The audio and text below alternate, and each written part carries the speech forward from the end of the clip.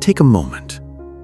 What does it really mean to worship the King of Kings and the Lord of Lords? So often, we think worship is just singing a song on Sunday or raising our hands in church. But true worship is far deeper. It's not just music. It's not just words. It's a life completely surrendered to the one who sits on the throne.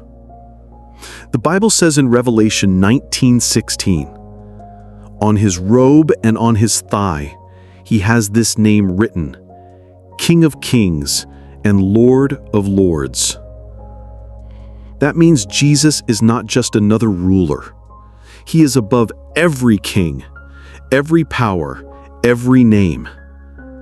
And if he truly reigns above all, then he deserves more than just a few minutes of our week.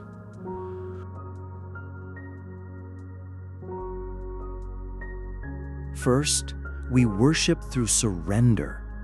Romans 12:1 calls us to offer our bodies as a living sacrifice, holy and pleasing to God. This is your true and proper worship.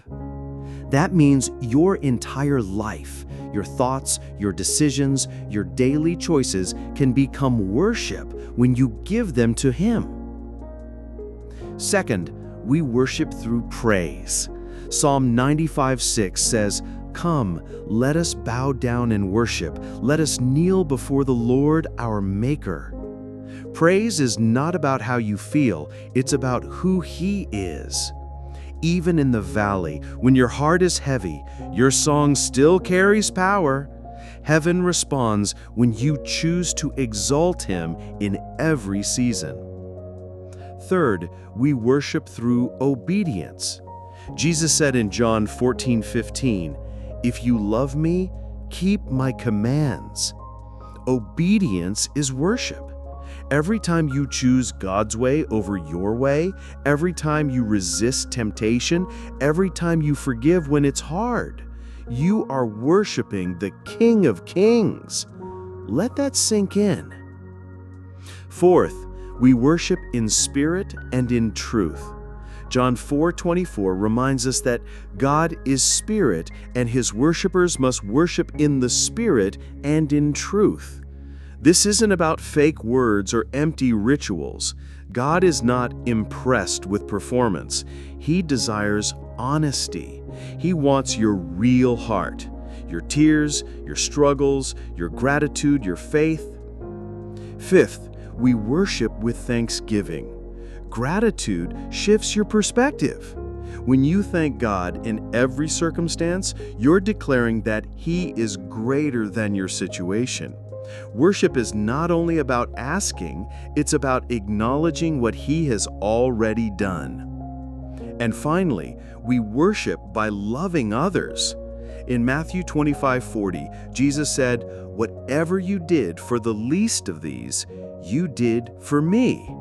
When you serve the poor, when you forgive an enemy, when you love without expecting anything in return, you're honoring the King Himself. So worship is not a song, it's a lifestyle. It's not a moment, it's a heartbeat. Worship is when heaven and earth meet in your daily walk with God. Let me ask you, how are you worshiping Him today? Is it just through music, or is your life itself a song? The King of Kings is worthy of everything, not half, not some, but all. If this message stirred your heart, take a moment right now. Bow your head, lift your hands, and tell Jesus you want to live a life of true worship. And if this blessed you, don't keep it to yourself. Share this video with someone who needs to be reminded that worship is not just what we sing, but how we live. This is how to worship the King of Kings and the Lord of Lords.